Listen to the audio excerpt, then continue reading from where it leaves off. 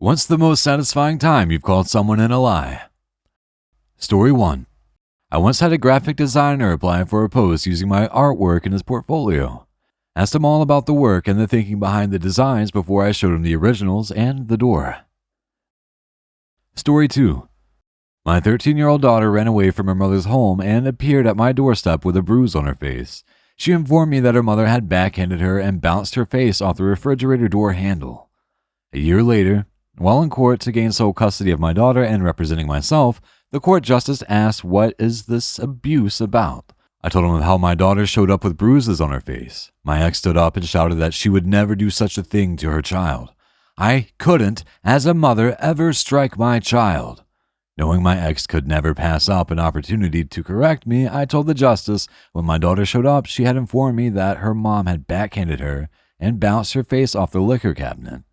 Without missing a beat, my ex said, "It wasn't the liquor cabinet, it was the refrigerator."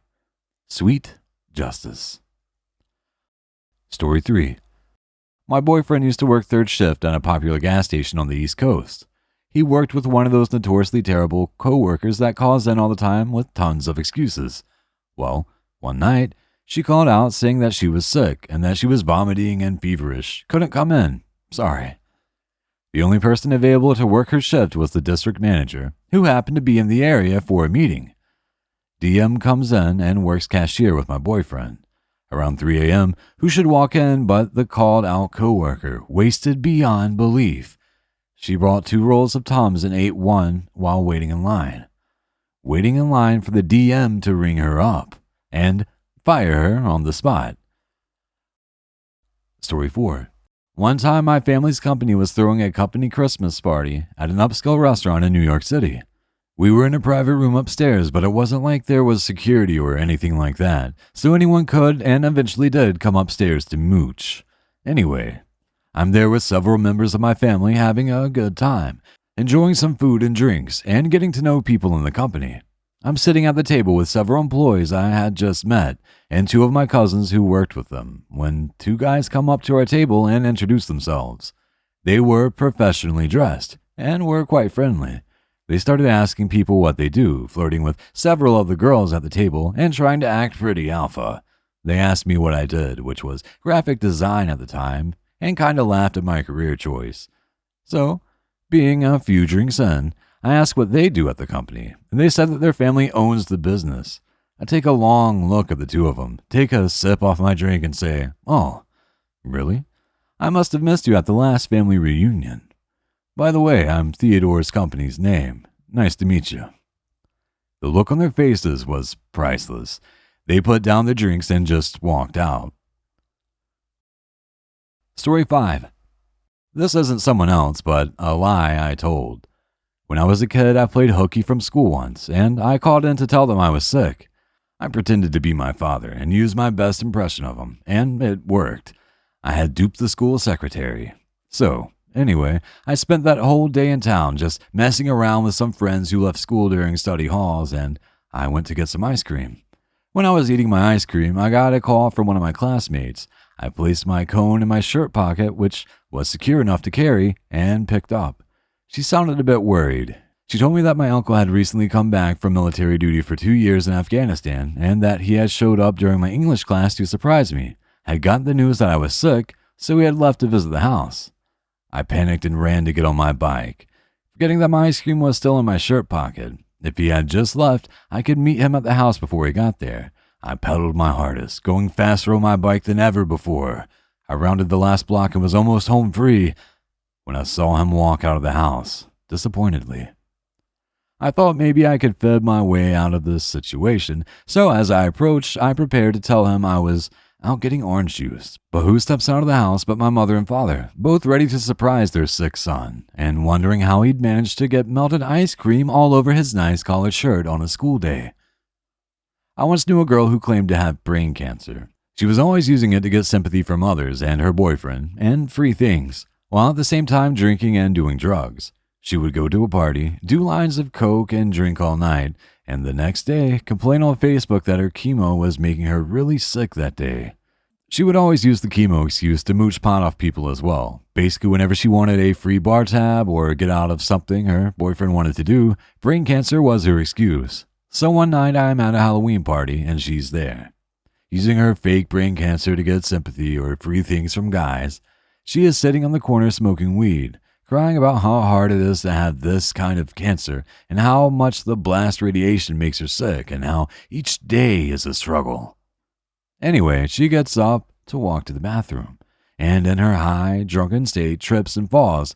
Immediately, a bunch of guys and her boyfriend rush to her aid. Sorry, a side effect of the radiation is loss of balance.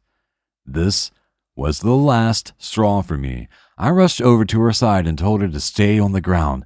I have first responder training. You've just fallen and your brain is in a very delicate state right now due to the blast radiation. Do I have your permission to help you? Yes, please help me. I feel funny, she lies, loving the attention she is getting from the entire party. I point to her boyfriend. Call 911. We need an ambulance here, now. Explain to them that she is undergoing blast radiation for brain cancer. She has taken a hard fall and could have suffered a head injury. At this point, she starts to panic. Why are you calling 911? Don't do that. Here, let me call my personal doctor instead. Don't call 911. I calmly tell her boyfriend and the group of bystanders, our mutual friends, that she really should go to the ER. Of course, he insists. Long story short, the paramedics show up, we tell them what's going on, and they take her to the hospital in the ambulance. We all get rides to the hospital, and because we are such a large group, we're asked to sit in the waiting room. When the nurse finally comes out to the waiting room after her MRI to let us know that she's fine, her boyfriend mentions the brain cancer. The nurse, of course, is completely confused by this question.